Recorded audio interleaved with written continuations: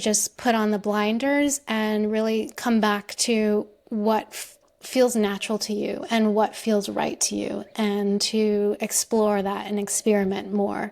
Because I think the more we stay tuned and tapped into who we are as a photographer and as a human being, the better our work will be and the more purpose we'll have in our photography.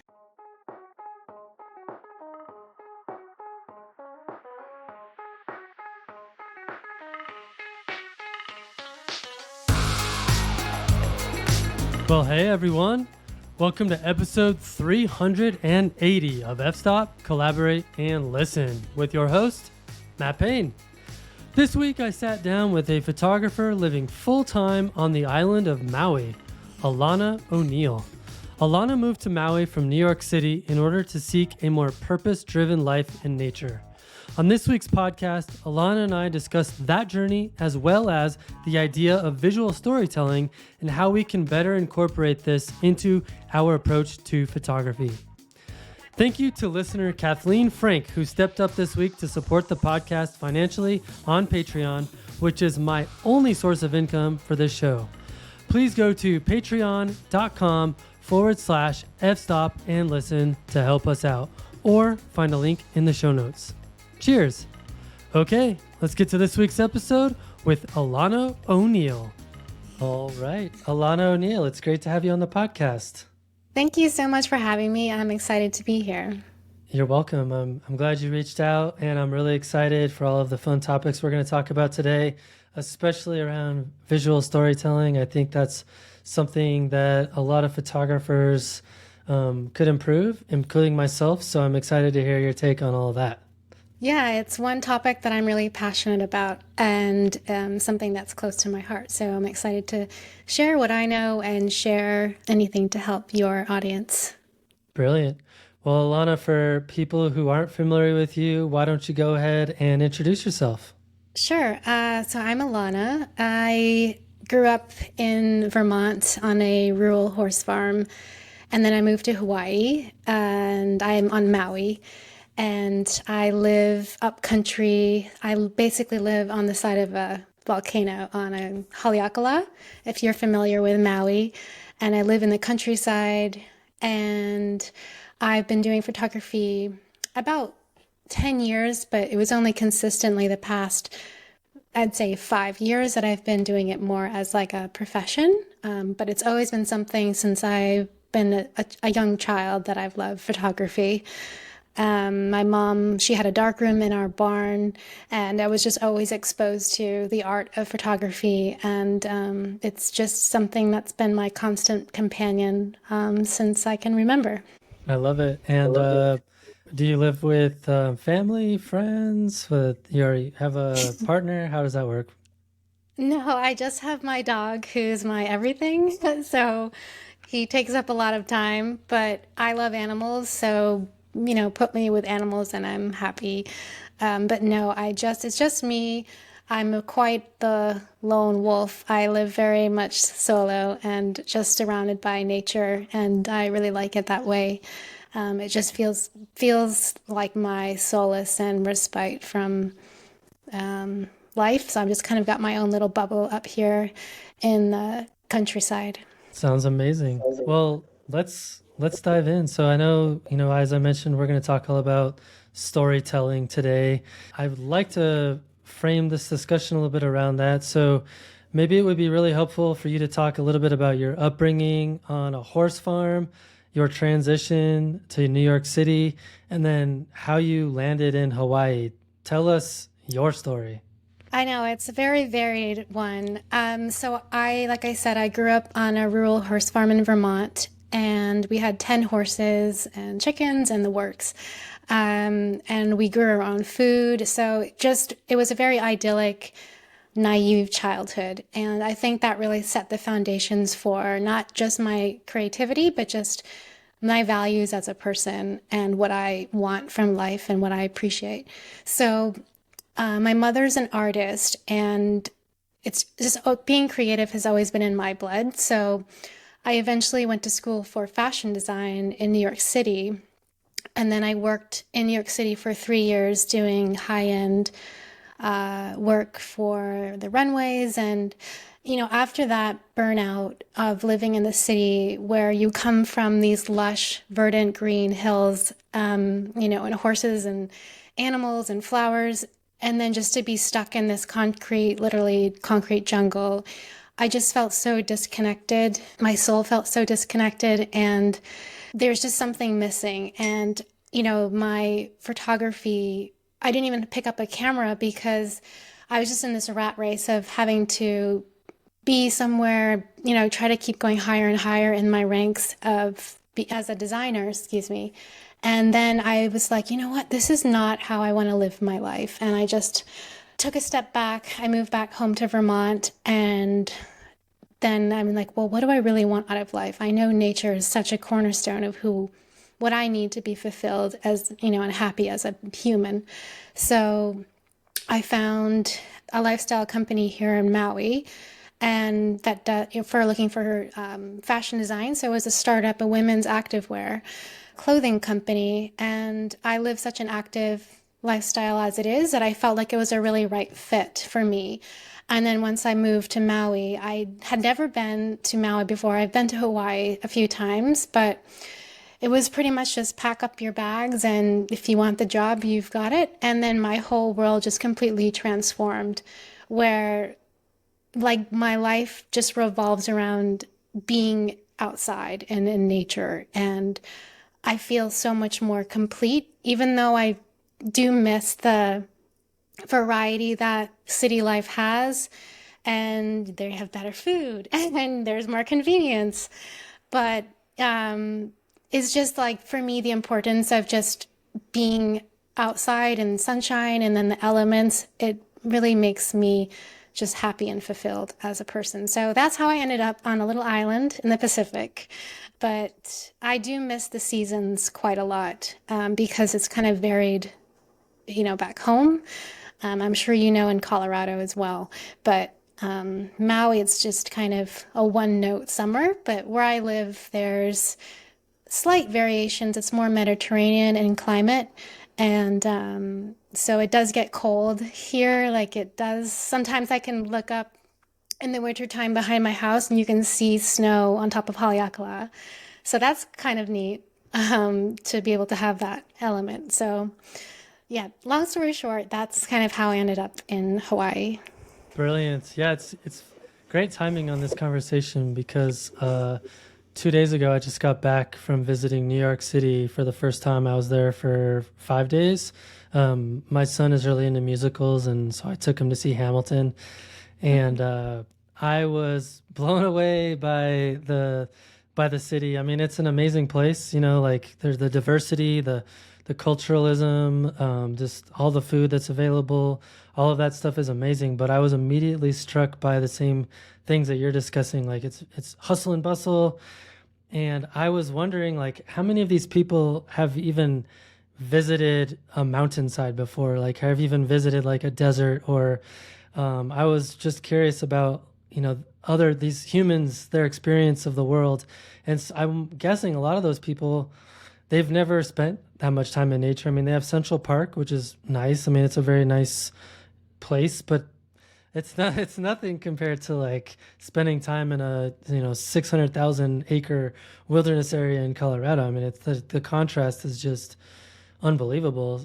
So I was immediately curious about how people that spend that much time in the city are able to find solace, find respite, like you were saying. I mean, I could feel my heart rate, just like my resting heart rate was really high the whole time I was in the city, because there's all this sound and traffic and cars and honking and people yelling, and it's just it's overwhelming in a lot of ways. And I'm curious, how did you find that transition from living in the city to living in the countryside? No, yeah, I totally agree. I think New York, you're constantly stimulated, all your senses all the time. It's funny, I would walk down the street. I used to live literally on Times Square for my job, and you're just bombarded with smells, sounds, noises, people. And People, they'll go out for their lunch break, but they'll go get a pizza and then eat it in the street, or they'll bring it back to their desk and then they're buried in their computer screen for the rest of the next like 10 hours. Or they'll see the sun for maybe, I don't know, like 2 minutes of the day when they go get their coffee. And I remember going to Bryant Park, which is like the big park. They do the Fashion Week. And I would go out. I'm like, oh, okay, lunch break. I would run and hustle, like grab one of those little benches and just sit and like sunbathe. Not to get tan, but just to get some sun and just feel like I'm outside and just get some clear air, as clear as I could find. And look, be under the tree and just like, hey, I've got 30 minutes. I'm just going to sit and just be and try to feel like I'm outside in nature. And that was the amount of time that I would be outside all day, besides my run in the mornings. It's so true. Like New York City, it's wonderful in so many other ways, but then you're also compromising on so many other things. And I know personally for me, that compromise wasn't worth it. I felt like when I moved back home to Vermont, I could actually think clearly again, and my nerves weren't just shot, and I could rest and breathe. And I just felt like I had space to think and really look within myself, because I think when you live in such a stimulated environment, you are flooded with things into your subconscious that you don't even think that are being channeled into your mind, but you take all of that with you, whether you think you do or not. And I find like when I just was around green and trees and mountains and the garden, I just felt so much more healthier, not only just physically, but mentally and just within my soul, as cheesy as that sounds, but it's very true. Well, I think what's interesting about your story in that particular arena is that you had the contrast between, what you knew it was like in Vermont, and then you had 3 years in the city and you realized, this is not for me. And I'm guessing there's a lot of people who don't have that contrast, right? Like they maybe have lived in the city their whole life, or conversely, maybe they've lived in the country their whole life and they've never experienced the city, and maybe the city's for them. What do you think is the best way for people to have those realizations in terms of what the best place for them is? Yeah, I realize like I'm very fortunate and then I had that upbringing and then that background where I was, essentially barefoot, and I'm still barefoot now. And, when it's not snowing and everything. But I think for the most, if people are kind of in that middle ground of like what doesn't feel right, my best suggestion, I think, was just to take time to explore and to think and put yourself in new environments. Even if it's in your local neighborhood, or even if on the weekends, go for a hike or go take a drive to a new place that you have never been. I think the more we get out and explore and give ourselves a variety and a different taste of different types of lives and lifestyles, the more we can really come to find what feels right for us personally. But I know that, I was very lucky. But I still think that people can make it work. Even if you live in the suburbs, you can still get out somewhere, even if it's your local park, just to have some variety in your space. I think what's important about what you just said in your story is that you followed your intuition. That's a big part of your story. Like you knew that something wasn't right, something wasn't sitting well with you in terms of your location, the environment you were in. Maybe let's transition and talk a little bit about the importance of following your intuition as a photographer. What does that look like for you? And maybe what can you speak to in terms of what other people might glean from that particular aspect of your journey? Sure. I think especially if you're a new photographer, you've just, picked up a camera, you're a hobbyist, it's so easy to follow these little paths that aren't ours because of our old friend social media, and we're constantly flooded with influences, Pinterest, Instagram, magazines, TV. Like we have so many interests and inspirations, coming to us all the time. And I think, especially for if you're a new photographer, personally, I would suggest to just put on the blinders and really come back to what feels natural to you and what feels right to you, and to explore that and experiment more. Because I think the more we stay tuned and tapped into who we are as a photographer and just as a human being, the better our work will be and the more purpose we'll have in our photography. I agree 100%. And I think at some point it is important to study other photography, like get a sense of visual literacy and find ways to incorporate different concepts or ideas or methodologies into your workflow. But I think it's really important, especially as a new photographer, to really hone in on what makes you unique as a person and what makes your photography stand out as it relates to who you are as a person. Yeah, I totally agree. I think what I suggest for my people that I work with is to say, take all these inspirations that you find and that you love. Like if there's a particular photo that you find that just calls to you, or maybe it's this landscape or the lighting in this one photo, or the way this photographer uses composition or framing, or how they edit their photos, take the aspect of it, and then how can you kind of adapt it and make it your own? Like how can you incorporate that within your style without necessarily copying it? So I think you definitely need to be well versed in, what's out there, and the different styles and genres and looks and feels. But it's more about still coming back and say, well, why does this photo call to me? Why does this photo speak to me? Or why does their work resonate and strike a chord within me? And how can I transfer that to myself? How can I take on that little piece and make it, my own, and put my spin on it and my own flavor and flair with my story that I want to share as a photographer? I'm curious, you said you had spent time working in the fashion industry, and I'm guessing that there are some parallels between photography and the trends that we see in photography and fashion design and the trends that you see in fashion design. And I'm curious if you had any aha moments or things that you realized in the fashion industry that have translated into the way that you approach photography now as it relates to trends and whatnot. Yeah, definitely. There's definitely a crossover. So when I worked with Calvin Klein, I was working with the creative director, and we would choose all of the imagery for the concept for the collection that I would put out. So I would scour the internet, magazines, books. Basically, I was creating a big mood board of images, feelings, and different types of inspiration, and using that as inspiration for the collection. And I think it goes the same thing with photography. There has to be something.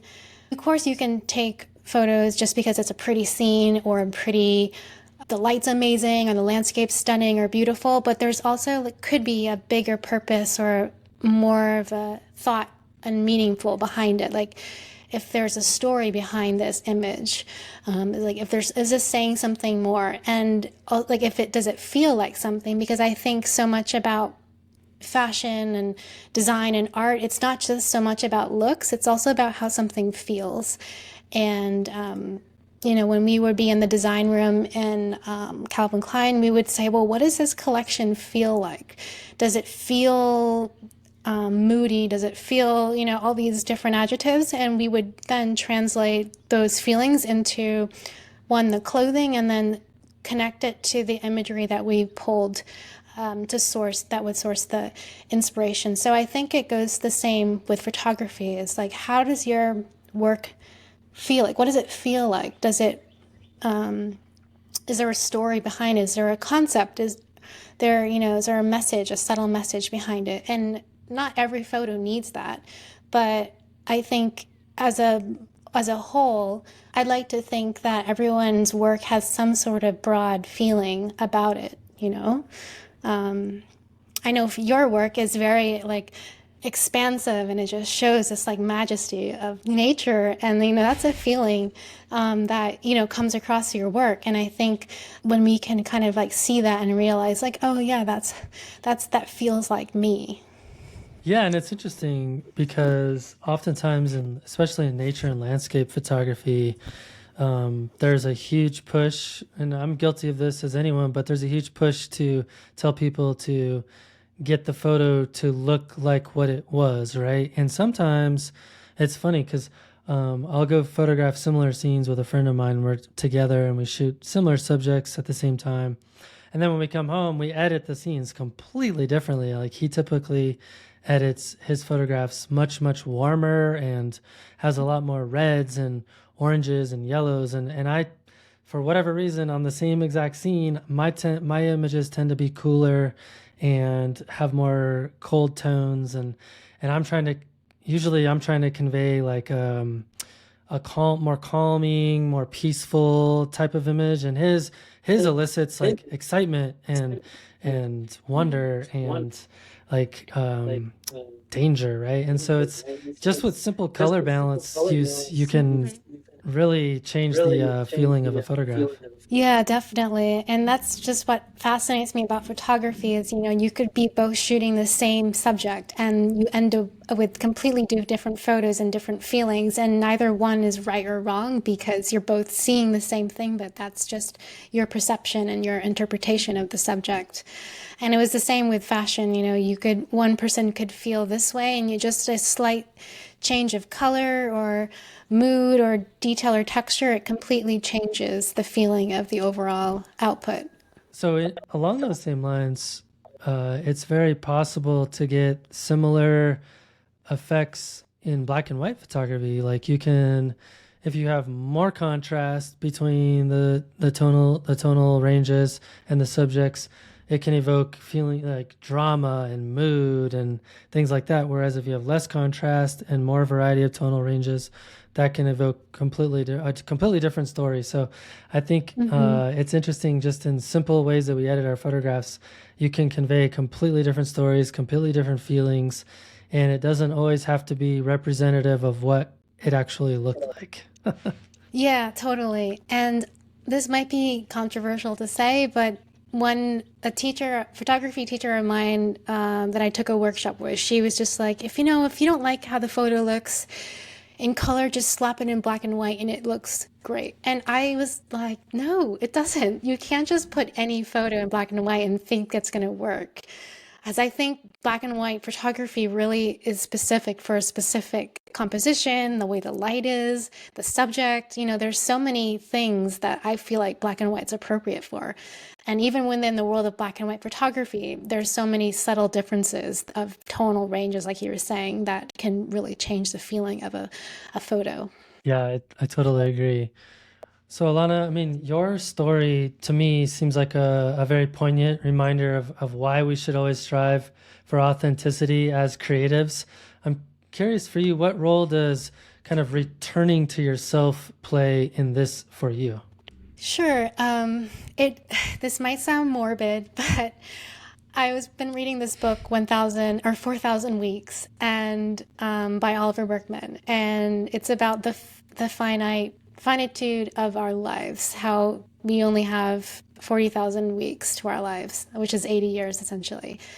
And it's just scary because, you have this one life, and to be living out of resonance with who you are. And what for me, that was slaving away in New York City in a dingy basement, shaving fur skins for a $3,000 handbag that no one needed.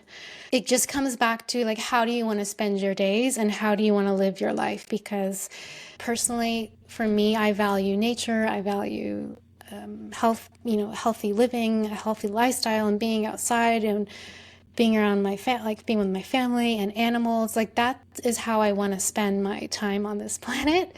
And the more we can stay tuned and just trust that little voice where it doesn't, this doesn't feel right, or this is not where I'm meant to be. And I think that takes a lot of self-awareness and amount of introspection, where we have to get quiet with ourselves in those quiet moments and really ask us these big questions of what is really important to me in this one life.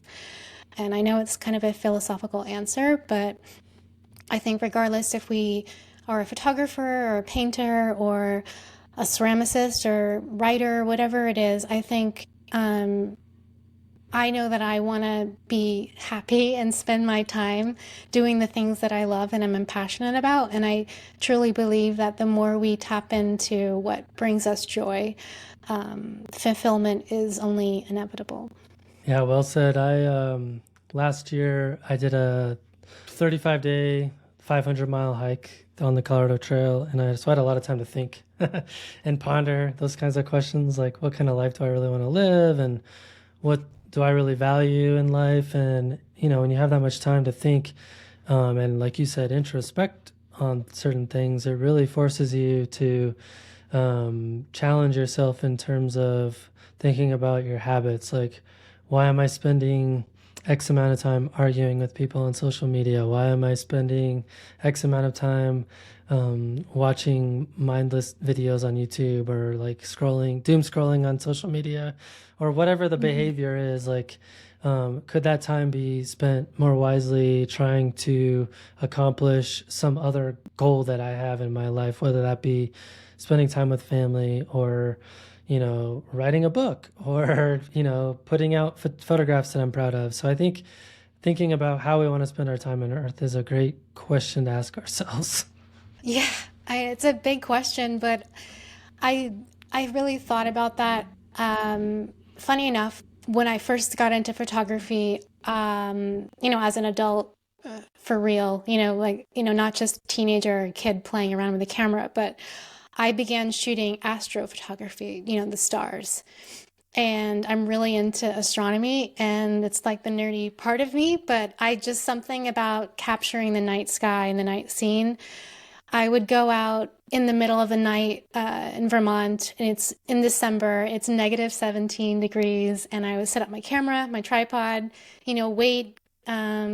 And that's like the best times. And it's such a rewarding feeling of seeing, you're waiting the 30 seconds for the timer, or, whatever.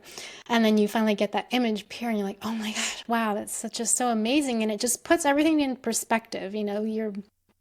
That's when I really had these like existential moments, and maybe that's just who I am as a person. But it just is like everything matters and then nothing matters. Like when you look out at a vista or a view of, I'm sure in Colorado, you have these amazing mountains or this night sky, you just think like, this is all just amazing. And then also nothing else matters. Like none of these mundane, silly, trivial things matter anymore. And I think that's why I really love nature photography so much, is that it puts us humans in our place and our perspectives in check. I agree. It's what I love about nature photography, especially, is that if you let it, it can provide stark relief to all of those things out in the world, whether that be wars or famine or politics or whatever it is that's annoying us on the day-to-day basis. And it can really help us hone in on what we want to focus on in order to live a better life.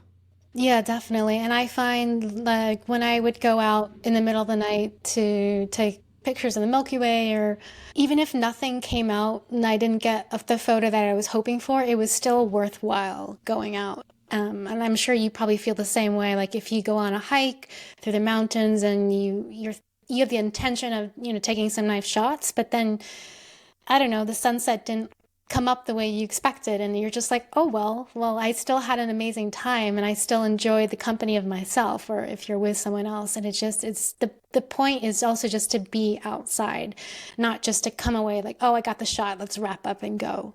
It's really about enjoying and savoring the moment, I think. I agree.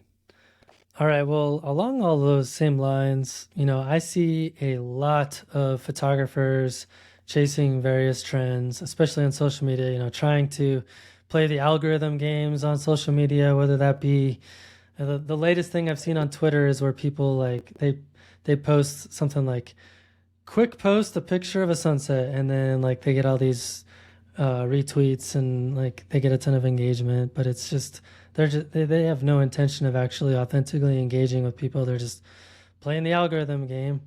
Can you talk a little bit about your thoughts on what might be potentially a better path forward to gain self-actualization in photography?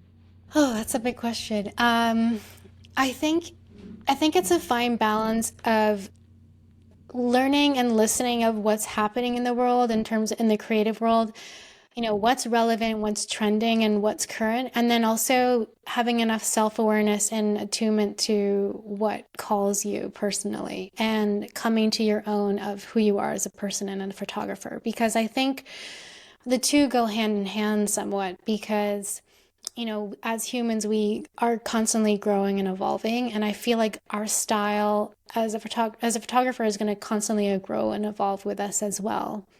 I know personally for me, my style now and who I recognize or think I'm perceived as is entirely different than when I first began. And I think it's something that we just have to naturally like let it grow and evolve and play that dance of looking outward broadly, but then also coming back within. It's like traveling. You travel and you explore the world, and then you take everything in and you take little bits here and there. And I'm going to remember this recipe from this place I went to. I'm going to remember this. I bought this from this shop in Spain, and now I'm going to bring that back home. And then it's like now you have to come home and you have to return again, but you're going to take everything with you back with you again. And another quote that I was reading, I saw the other day, it was Ansel Adams. He said something where photography style and who you are as a person, it's not just your style and how you purvey it across the lens and how you edit. It's the books you've read, the experiences you've been on, the music you've loved, the paintings you've seen, your experiences that you've had. And I think when it comes to self-actualization, it's really about who are you as a person and how is that brought into your photography. I know it's kind of not really a step-by-step guide, but these are just some thoughts that I have. Yeah, no, it's and maybe some people might not like know what self-actualization is, but it's basically just simply put, it's the realization of your full potential as a human being. And I don't Yeah, think you're gonna get there by, chasing social media algorithms. I totally agree. I think the more we chase something, maybe it's, we chase a trend or we feel the urge to post a certain way or edit in a certain style, the more disconnected we feel. I think subconsciously we feel inside, because if it doesn't resonate with you and you're just seeking that for validation, what's the point of photography if you're just be there to have some sort of, validation outside of yourself when reality, all that matters is where you are in your journey and how you're going to fulfill your creative potential within you. And that has nothing to do with outside of your world. Yeah, and I understand why some people maybe aren't thinking that way, because on one hand, you have this kind of esoteric floating out there idea of self-actualization and realizing our full potential as humans. And then you have the practical side of like monetization of photography or just enjoying photography in general. And like, how do you connect those things together? And I think for me, it kind of goes back to what you said earlier on is like, know thyself and follow your path and understand what makes you tick as a human and really leverage those things that make you unique as a person and put that energy into the photographs that you're creating and perhaps tell a visual story, which is maybe a good segue to talk a little bit more specifically about visual storytelling, since that's what we're really in the nitty gritty of it here for this conversation. So in your opinion, like what is visual storytelling and what is its power? Sure. I think visual storytelling, well, let's just begin with storytelling first. I think storytelling is such a human part of who we are. It's just in our DNA to tell stories throughout, centuries, hundreds and thousands of years. We humans have been telling stories. And I think when you put it to camera or art or music or writing, it's just a medium of telling a story. So photography, I think, and for visual storytelling, it's much more than just conveying information. So, for instance, say you have a cutting board with a loaf of bread on it, and then there's a piece of butter, and then there's a slice of bread. It's like, and you photograph that shot. Well, you're just conveying info. Like, that's not really telling me anything besides there's a loaf of bread on a table. But the storytelling part is where it comes in, where you rip up the bread and you slather a little bit of butter, and the butter is kind of like on the knife, and then there's crumbs all over the table, and there's wine stains, and so you really start to develop a plot of characters. And in nature photography, that could be in an epic scene, or even light could be a subject in a story. The way that light is hitting, and that could be a central player. So I like to think of storytelling as a way of conveying a message or literally a narrative through images, and then you have different players within that story, and there's something happening, and it's a moment of life. It's not or emotion or a feeling. It's not just information on in a frame. Yeah, and I think that's a little bit harder than it sounds with nature and landscape photography, unless you're a little bit conscious of that intent. I mean, I know I personally don't usually go out with the camera with any sort of intent other than to react and respond to what nature provides me, and then I try to make sense of it. And sometimes there's a story there, and sometimes there isn't. But when there is a story to tell that strikes me, that to me gets me really excited as a visuals artist, because I'm able to piece together those different subjects within the scene that help to tell that story, whether it be a story about conservation, or whether that be a story about the changing of the seasons, or maybe it's a story about how a certain type of rock is formed through millions of years of geologic change. I mean, whatever that story is, I think those are fun moments when you can make those connections as the photographer and then convey it cleverly through the image that you're capturing. Yeah, definitely. And I relate to the season part, because, in Vermont, autumn is everyone flocks to New England for, I'm sure in Colorado, the leaves it's just as spectacular. But sometimes I would go out with my camera, and like the leaves are the story, like they're the character, like the way they change, or they're like the light hits them, and they're, floating through the trees, and how the dew is on the grass, and, how the light is going through the fog, in the morning, and the autumn morning. And it's like, that's storytelling, because there's emotion and there's a feeling behind that, even if it's just a shot of leaves, with light filtering through them. It's still, there's some emotion behind that, I think. Yeah, absolutely. So what are your thoughts on ways that photographers can define their visual voice through visual storytelling? What are some practical tips? Yeah, I think some practical tips, again, it begins with looking at yourself. And I like to kind of do a well-rounded introspection of, what are you interested in? What were you early interested in as a childhood? Like what just instantly pulls your attention, and what do you gravitate towards naturally? Because I think our interests greatly influence the things that we want to photograph, and what captivates us and what we want to be interested in. And then also goes hand in hand with just experimenting and exploring and trying new things and challenging ourselves, and getting out of our comfort zone. And if nature photography, if you've always loved getting up super early in the morning and catching that sunrise, try something different. Maybe shoot midday, or go out on a walk or hike or something, and just try something different that you're not used to. Because I think the more we put ourselves in different circumstances and places and subjects, the more we can kind of chisel away, like Michelangelo getting that marble, like the figure out of the marble stone, the more we can kind of like fine tune who we are. Yeah, I agree. It's interesting because as you were talking, I was reminded of this very specific fall season I had. I think it was 2020. We went out to photograph fall colors for 14 days. And, the normal routine is you get up early for sunrise, you photograph awesome light, you make breakfast, you maybe drive to another location, you get ready, you photograph an awesome sunset, and rinse and repeat.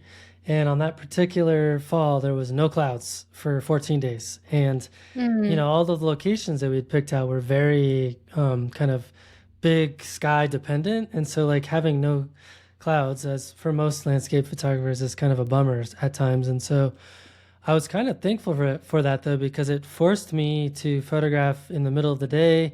I photographed a lot more smaller scenes in the shade, or created my own shade using like a t-shirt or something like that. And I was photographing leaves on logs and just all kinds of stuff because that's what I had available to me. And I was definitely not in my comfort zone.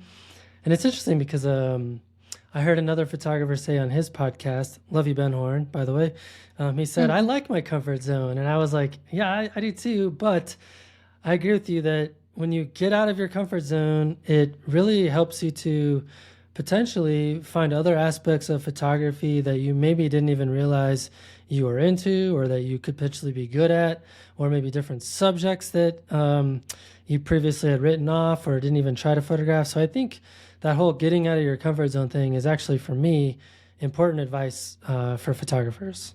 Yeah, and like you said, maybe you went out and you shot and it was like a big bluebird sky day, and you come away and you're like, I hate this. Like, we need clouds because they're dramatic and they're interesting. And then now you know that you love clouds, and that's just part of your style and your aesthetic, that you want to keep shooting like landscapes with clouds and that drama that they have and they carry. So it's like the more you try new things and the more you can really reaffirm, like, no, I really want to shoot just, long exposure water motion versus just like, waves like on a beach, or I don't know, different types of photography. The more you can just, yes and no, and maybe I like this and maybe I don't. And you kind of keep honing in on who you are as a photographer. Yeah, that's brilliant. And experimentation is a key aspect of that, and validation of what you're super into and what you're not into. I think it's totally fine if your thing is big scenes with clouds. That's cool, man, because like, not everyone needs to be into small scenes, or not everyone needs to be into the big scenes either. Like, it's okay to have diversity in the field of landscape photography. Yeah, definitely. And I think especially with landscape photography, you don't need to feel the pressure of having to stick to a certain edit all the time. Like, I know for how I edit my landscapes, I really try to just enhance the feeling of what I feel in that moment. It's not like I just slap on a preset and be like, okay, this is just what I would do here. I really try to think, what do I want to convey in this image and scene? Like, do I want to take up, make the fog a really important player in this image, or should I, pull it back a bit? I really don't I edit for my landscapes, especially individually, rather than just slapping on a preset that I already have developed. I don't know about you, how you approach your editing process. Yeah, for sure. It's funny because sometimes it hits me right away what I want to do, and sometimes I have to play around with my edit until something kind of hits me, like, oh, that helps to convey a feeling or an idea or whatever. I mean, just today I was editing some macro images I photographed of basically these crystal formations in the ground that I found in Utah. And I was photographing like really, really tight, like tiny, tiny little scenes, but all these micro crystals were appearing, and they had this weird soil mixed into it. It was kind of like the glue of these crystals. It was really weird. But one of the scenes that I photographed, it was like these repeating patterns of crystal, this thin layer of dirt and sand, crystal, and it just kind of repeating like that. And Mm. I realized like the whole scene was like really blue and cool, and I realized that if I could make the crystals a little bit cooler and make the sand a little bit warmer, it almost looked like layers of a sunset, even Mm. though it's just sand and crystals. But it just helped me realize like, oh, this is actually a metaphor for something else. And so sometimes the edit can really help you convey those types of metaphors that can really take an okay photograph and make it a lot better. Yeah, I definitely agree. I think it's really speaks to you. Sometimes it's immediate and sometimes it's not. And you just kind of have to play with it and see, how it unfolds in front of you. Because sometimes I know out of the camera, I'm like, oh, I know I want to enhance this red of the richest of this sunset. And then sometimes it just can be fall flat. And then you're like, oh, I don't know. What do I do with this? How can I like pull back something out of this? It's funny you said the rocks and the crystals because I'm going to Arizona and the Grand Canyon in a few weeks. I've been before, but this will be a new landscape for me and a challenge in a good way because I personally shoot really cool, like cooler tones, and I edit in a cooler way. And like the red and the orange, and like it's just like overloading of color for me. So I'm excited to challenge myself and say, like, okay, how would I handle this, these tones that I don't typically shoot in?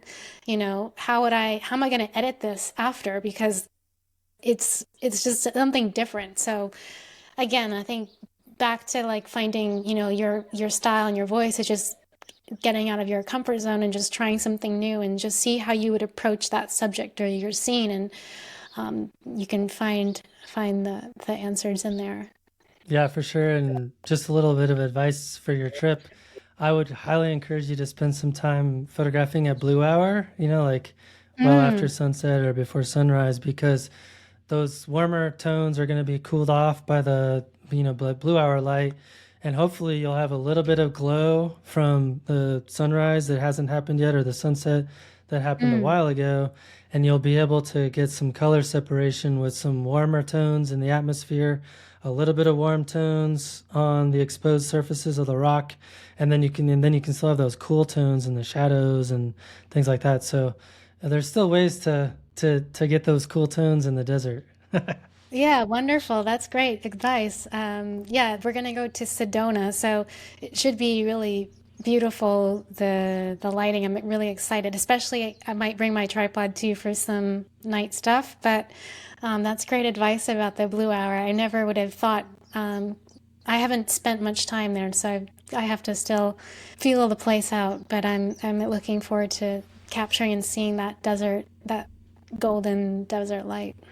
Yeah, and blue hour is especially incredible on days where there's no clouds, because what happens is all of that sunset, let's just say after sunset, like maybe 30 minutes after sunset, something like that, maybe 45 Mm-hmm. minutes. What happens is the sun dips below the horizon, and then it's casting the light up into the atmosphere. The atmosphere scatters all of that light, and then it bounces it back down onto the surface of the earth, and you get this really, really even, almost magenta. I mean, I know some people say there's no such thing as magenta in nature, but the blue hour glow light you get is almost a magenta color sometimes in the desert, especially on those kind of those rocks that are more, a little bit less colorful. Like maybe it's more white in nature. It really pulls out those colors from the atmosphere. So have fun playing around with that. You definitely will want a tripod. Yeah. Oh, I can't wait because I'm not used to shooting where the light just lasts and lingers. Because in Hawaii, if it sets at 6, it's down the ocean, it's done, it's black. It's like there's nothing. It's just the light is completely gone, unless there's some, amazing sunset or clouds. But if it's just a dud, like the light is just flat and it doesn't linger like it does, I'm sure out in the desert or like maybe somewhere up north. Sometimes, though, the camera will pick up that light that you might not be able to see. So I would encourage you to play around with it even in Hawaii, because it you can definitely get that glow light in Hawaii too. Oh yeah, definitely, definitely. I just think like up here, It gets so cloudy because I'm up in the mountains, and we definitely have more of a moody atmosphere. But down by the beach, which is about 20 minutes away, the light, it against the water is like just magical. The soft glow and the sand and the Oh yeah. Maui is very beautiful. Yeah. Yeah, I'm sure everyone's like, "Wow, she's 20 minutes away from the beach." Poor Alana. I know, but I mean, it's not everything. I take it probably I do take it for granted, but again, like we were going back before, it's not for everyone. Some people like their Amazon Prime deliveries that day or DoorDash or the convenience of things, and I just personally I just like to be out in the raw elements, and so it is very special. Yeah, for sure. Well, one thing I wanted to ask you about, I spent some time on your website and I noticed that you have a lot of resources available to other photographers and they're available for free on your website. And I was curious if you could talk a little bit about what those resources are and kind of how you decided what you wanted to offer, because it looks like most of them are like linked to they're like a lead magnet for people to get onto your mailing list, which I think is genius. But maybe talk a little bit about that. Yeah, honestly, there are resources that I wish I had when I first started out years ago that I wish I had access to and that I, wish someone would help me with because I kind of was all over the place when I started really doing photography. I love nature. I loved food. I loved animals. And I was just, everything was just a mess. So the visual storytelling course that I created, it's just a 7-day, it's totally free course that basically goes through the elements of visual storytelling from emotion and color, composition and subject, and how you can convey visual storytelling. And that is entirely free. And that was something that I wish I learned earlier in my day because I didn't really know who I was as a photographer because I just wanted to try everything. And, 1 minute I'm doing long exposures on waterfalls, and then I'm shooting, some food outside in my lawn. And and that's wonderful to have all these interests and things, but, to put everything together and really tell a story of who you are as a photographer is so important in order to stand out and be unique and leave a mark, in some minor way. Maybe that's a good segue for me to ask you, how do you see yourself as a photographer? Like, who is Alana?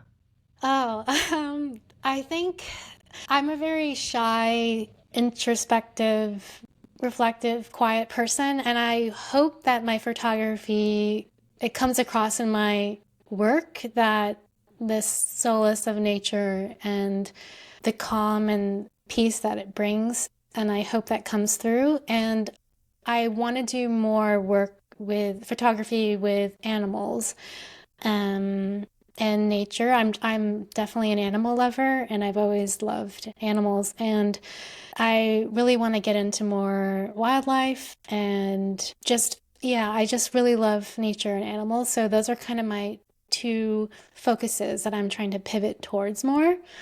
But yeah, I hope those feelings are conveyed in my work and my portfolio. It's slowly evolving. It's getting there, but it's not quite. Well, and hopefully you will evolve. That's one of the things that I love about photography is that ideally the photographs that you take today aren't going to be the same photographs that you take 5 years from now, right? They're going to be different. They might not be better, but hopefully they'll be different. And I think that's the fun part of the journey, at least for me. Yeah, definitely. Did you always start landscapes? Was that always your thing? That's funny. So when I first bought my very first camera back in, gosh, 2001, I want to say, it was a Sony DSC 828 and it was 8 megapixels and it had a fixed Zeiss lens that I think was like, gosh, what was it, like 16 to 200 millimeters. And I photographed everything I could get my hands on. I photographed coins. I photographed money, dollar bills. I photographed like stupid stuff I could find in my house. Pretty much like waterfalls. I didn't know what I was doing. Flowers, people, street scenes. I mean, just whatever I could photograph. And then, eventually I honed in on wanting to use the camera to tell the stories about my mountain climbs. And that's really when the photography started to click for me, and where the nature and landscape stuff started to really grab hold of me from more of a artistic side than a documentary side. So yeah, it took a long time though. That was probably 10 years of messing around, you know? Yes. So is like more of your interest, your mountain climbing, is it mountain or rock climbing? It's funny. I always laugh at that because in the UK they call it hill walking or whatever. But in Colorado, yeah, in Colorado, we have mountains that you can literally walk up to the top. I mean, it's like walking, 4,000 feet up in elevation from 10,000 feet to 14,000 feet, but it's not technically challenging. And then we have other mountains like the one behind me that's very technical, like 3 or 4 pitches of, 5.8 climbing and, technical stuff. So it's a mixture of those two things. Yeah. I see. So that really influenced your photography then, that interest. Oh, big time. I mean, for the first 5 years, all I did was photograph mountains. That's it.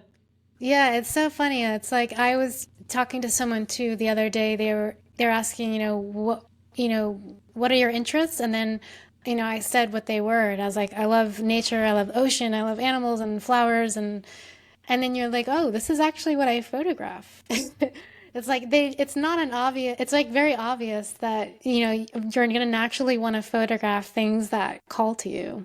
It sounds so simple, doesn't it? Yeah.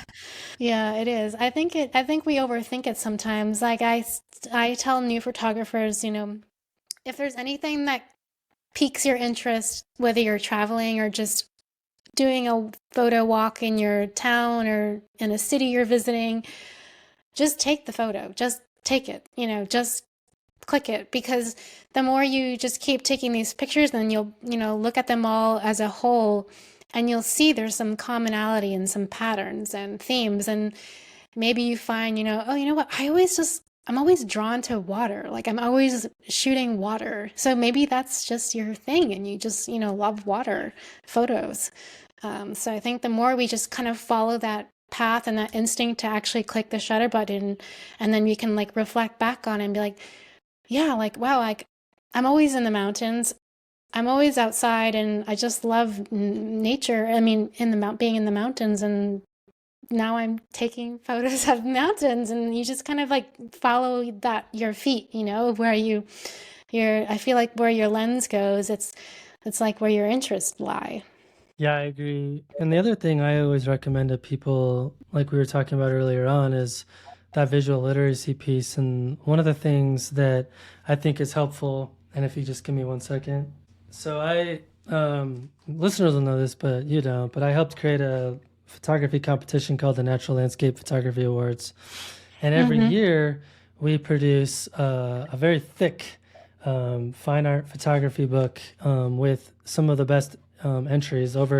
Usually it's over 220 pages, just full of incredible photography from Oh, all wow. over the world, right? Just Mm-hmm. amazing stuff. And it's big scenes, it's small scenes, it's intimate scenes, it's abstract photographs. And even if you don't enter the competition, I think getting the book is a really great way for you to try to kind of hone in some of the things that might make you stand out as a photographer. Like maybe you flip through the pages slowly and you digest the work that's in the book, and you start to think about what are the different images within the book that speak to you. And okay, that's great, but then go deeper. Like, okay, why do I like this photograph? Is it because it's black and white? Is it because it's really contrasty? Is it because it has no contrast? Do I like the color story here? Do I like their use of composition? Like whatever it is about that photograph that speaks to you, file that away in your brain.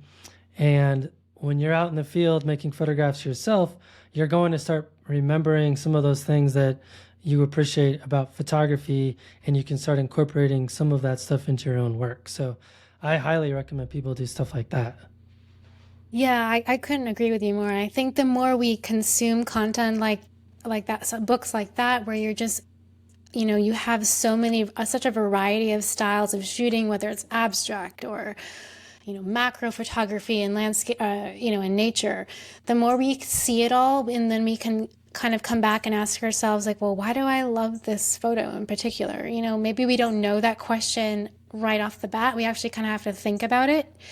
And then you can say, okay, well, how can I apply that? And then the more you consume content, even in any types of photography, whether it's landscapes or portraits or whatever, but especially with landscapes, then you can, when you actually go out into the field, it almost starts to be subconscious because you've already kind of ingested that content, and you're like, it just starts to feel more natural. Like the more you can implement those principles and those features that you find, that maybe say you saw this photo in this book and you're like, okay, I'm trying to emulate the way he lit these rocks, on this cliff.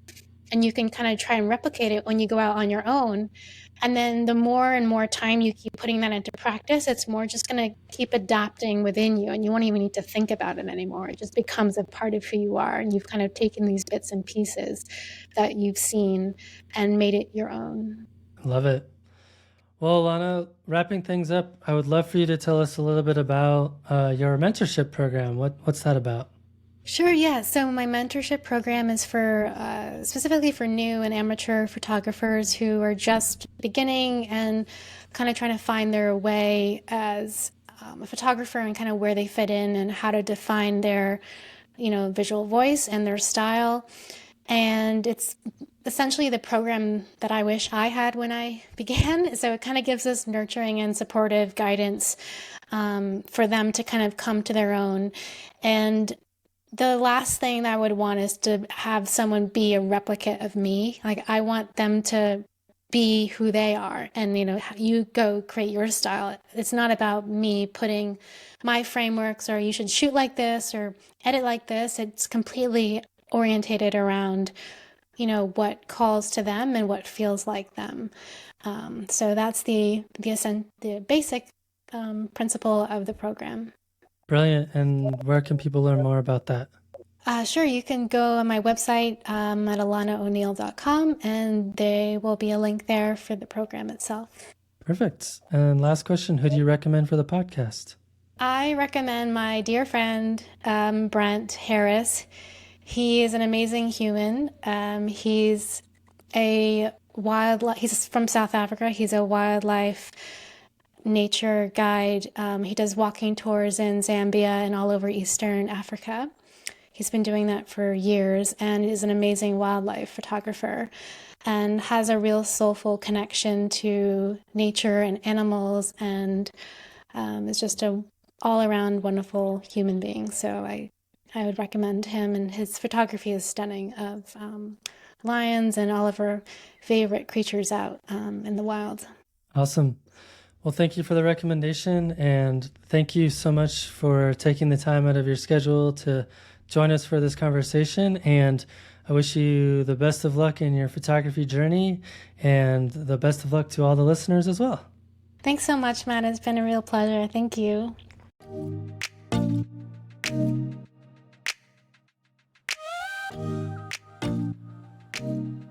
Well, thank you to Alana for joining me on the podcast this week. I hope that listeners will try to incorporate some of what Alana mentioned in their approaches to making images. I'd love to hear your thoughts about this week's episode over on Patreon. Each week, we publish the full episode and show notes over on patreon.com with some of the questions to spawn conversation. My goal is to make Patreon a hub for us to have conversations about each episode.